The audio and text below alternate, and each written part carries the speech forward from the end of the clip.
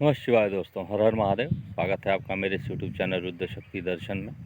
आशा करता हूं कि आप सभी स्वस्थ हैं, कुशलता से होंगे। दोस्तों ये जो मैं वीडियो बनाने जा रहा हूं वो मानसिक शांति के कुछ उपाय हैं जो मैं आप लोगों को बताऊंगा, जिससे कि आजकल के भागम भाग की ज़िंदगी में बहुत से लोग हैं जो वो वर्क प्रेशर के चलते डिप्रेशन में चले जाते हैं और अपनी जो दैनिक क्रियाएं हैं सही से नहीं कर पाते और बहुत ही परेशान रहते हैं। तो ऐसे ही कुछ आपको मैं टिप्स देने वाला हूं जो कि बहुत ही सरल उपाय हैं। अगर जो आप इनको फॉलो करते हैं तो आपको आराम बहुत मिलेगा और आप डिप्रेशन में नहीं जा सकते। तो चलिए शुरू करते हैं। दोस्तों देखिए, कभी भी किसी रोग का कारण होता है तो सर्वप्रथम इलाज करने से पहले उस रोग को सही से जान लेना अच्छा होता है। तो डिप्रेशन में होता क्या है कि एक बात ध्यान दीजिएगा कि कौन सी ऐसी क्रिया है जिसके चलते आपको ज़्यादा दिक्कत होती है। पहले इस पॉइंट को आप ध्यान दीजिएगा कि पहले वो अपनी मेन पॉइंट ध्यान दीजिएगा जिससे कि आपको ज़्यादा कष्ट होता है। मान लीजिए वर्क प्रेशर है आपका एक्स्ट्रा, अगर जो आप वर्क करते हैं 10 घंटे आधे घंटे के बाद, तो मान लीजिए उसके चलते अगर जो आपको प्रेशर हो आ रहा है आपके दिमाग पे, या बहुत सी इस ज़िंदगी में परेशानियाँ होते हैं, तो आप स्वयं समझ सकते हैं उसको कि किसके चलते आपको ज़्यादा दिक्कत आ रही है।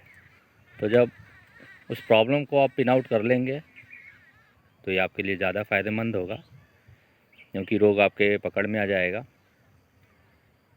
आपने देखा होगा किसी भी डॉक्टर के पास आप जब जाते हैं तो वो आपकी पल्स चेक करता है, जिससे कि आपका पता चल जाता है कि आप बीमार हैं। तो यही सेम बात होती है डिप्रेशन में। सर्वप्रथम आप अपने डिप्रेशन के कारण को जानिए। और उदाहरण के तौर पे जैसे मैंने बताया कि एक्स्ट्रा वर्क अगर जो आप करते हैं तो ओवर टाइम छोड़ दीजिए दोस्तों।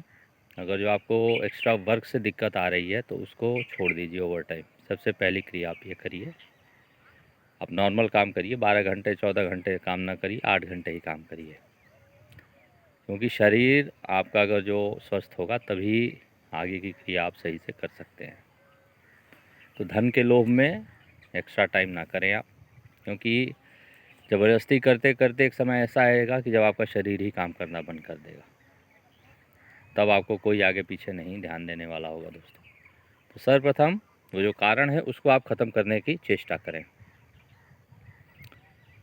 और जैसा कि मैंने आपको बताया पहले भी कि कारण जब आप पता चल जाएगा आपको तो उपाय सुगम हो जाता है आपके लिए। तो करना क्या है कि सर्वप्रथम सबसे पहले 9 बजे तक आप निद्रा लेने स्टार्ट कर दीजिए। अपने बेड पे आप सोना स्टार्ट कर दीजिए। 9 बजे तक आप सोइए और सुबह 4 बजे उठिए दोस्तों।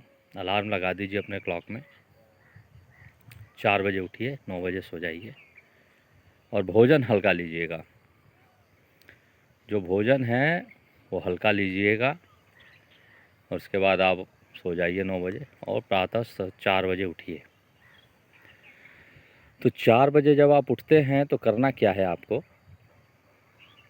कि बिल्कुल स्ट्रेट आपको पूरे शरीर को रखना है और दोनों हथेलियों को रब करके एक बार अपने आँखों के सामने करिए। और बाबा बैद्यनाथ ये नाम याद रखिएगा। ये भगवान शिव का एक ज्योतिर्लिंग का नाम बता रहा हूँ जो कि झारखंड में है। उनका नाम है बाबा बैद्यनाथ ज्योतिर्लिंग। तो बाबा बैद्यनाथ की जय करते हुए आप कहिएगा कि हे बाबा बैद्यनाथ, मेरे शरीर का जो भी कष्ट है, मानसिक हो या प्रत्यक्ष रूप से शारीरिक हो, उसको हरण कीजिए प्रभु और मुझे स्वस्थ करिए, सबसे बड़ा धन दीजिए मुझे, मेरा स्वास्थ्य मुझे वापस कर दीजिए, जिससे कि मैं अपनी सभी क्रियाएं सही से कर सकूं और अपने परिवार का पालन पोषण कर सकूं, और मेरा आप कल्याण करिए प्रभु, मैं आपकी शरण में हूं। ऐसा आपको बाबा वैद्यनाथ से कहना है। बाबा वैद्यनाथ वो हैं दोस्तों कि ब्रह्मांड में, पूरे सृष्टि में जितने भी चिकित्सक हैं, जितने भी डॉक्टर्स हैं, उन सभी के नाथ, इसीलिए कहते हैं उनको वैद्यों के नाथ हैं, इसीलिए उनका नाम बाबा वैद्यनाथ है। बहुत ही प्रभावशाली प्रभाव पड़ता है दोस्तों। अगर जो आप 4 बजे उठ के थोड़ी देर स्ट्रेट रह करके हाथों को रब करके देखिए उसमें, और ऐसा स्मरण कीजिए कि जैसे देवादिदेव महादेव आपकी हथेलियों में हों, आपको अभय की मुद्रा में दिखाई दे रहे हों, तो उनसे आपको जो मैंने बात कही उनको प्रार्थना करना है उनसे, और आपको ओम श्री वैद्यनाथाय नमः का जाप करना है। जब आप दैनिक क्रियाओं से निवृत्त हो लेते हैं, स्नान करने के बाद जनेऊ धारण करिए, क्योंकि पवित्र धारण करने के बाद किसी भी शिवालय में चले जाइए, और महादेव का अगर जो स्थापना है घर में, तो आप घर में भी कर सकते हैं इस क्रिया को। सर्वप्रथम आपको करना ये है कि 1 लोटा जल लेना है आपको तांबे के बर्तन में। तांबे के बर्तन में 1 लोटा जल लीजिए, उसमें काली तिल डाल लीजिएगा, और हो सके तो अगर जो बिल्व पत्र आपको मिल जाए, श्रीफल की पत्ती जिसे कहते हैं, तो वो भी ले लीजिएगा, और प्रसाद ले लीजिएगा, और ले करके ये क्रिया आपको सोमवार के दिन प्रारंभ करनी है। ले जा करके शिवलिंग के ऊपर उस तिल को और पानी को जलाभिषेक कराना है, और क्या बाबा वैद्यनाथ आपको नाम लेना है कि हे बाबा वैद्यनाथ, मैं आपको काली तिल और जल से स्नान करा रहा हूँ, आप इसे स्वीकार करें प्रभु।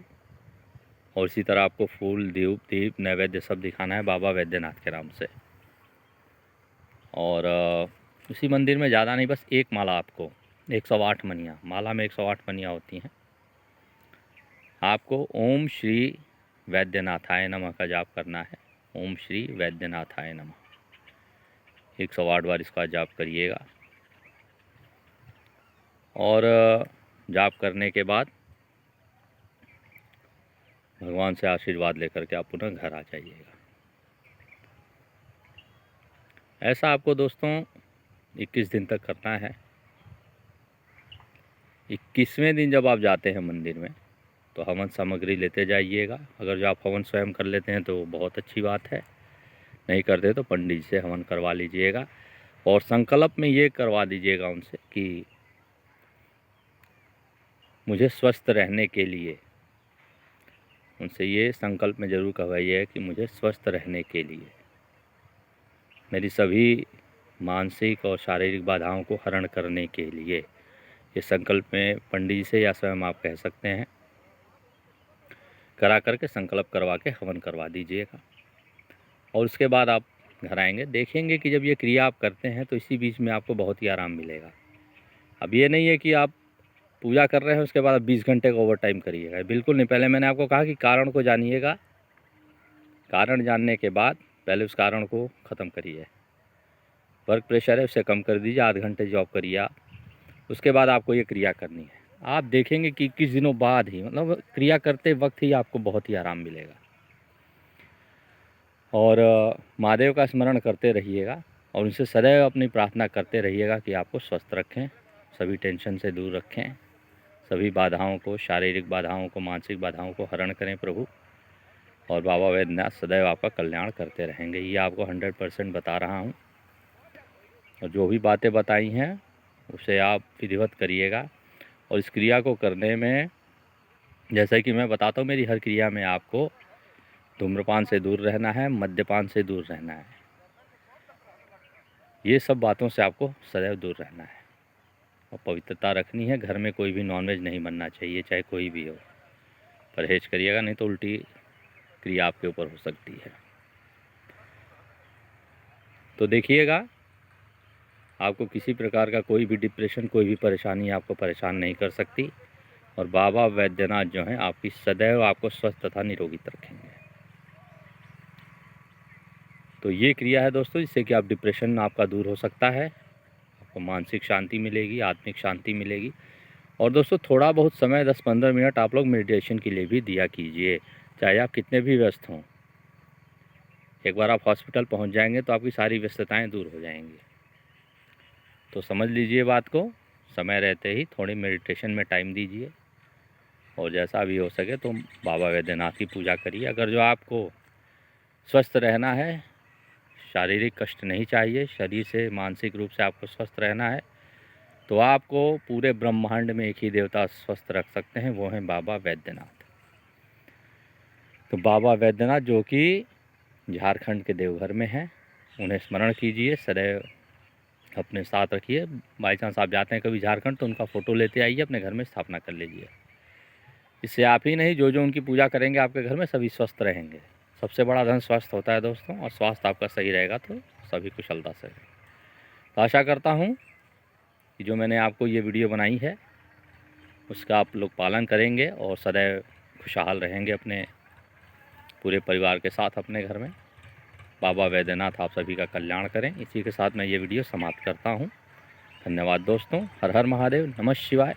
मेरे चैनल को लाइक शेयर सब्सक्राइब करते रहिए और ऐसे ही अच्छी अच्छी वीडियोज़ आपके लिए मैं देता रहूँगा। धन्यवाद दोस्तों। हर हर महादेव। जय हो बाबा वैद्यनाथ, जय आदिशक्ति माँ जगदम्बा। धन्यवाद दोस्तों।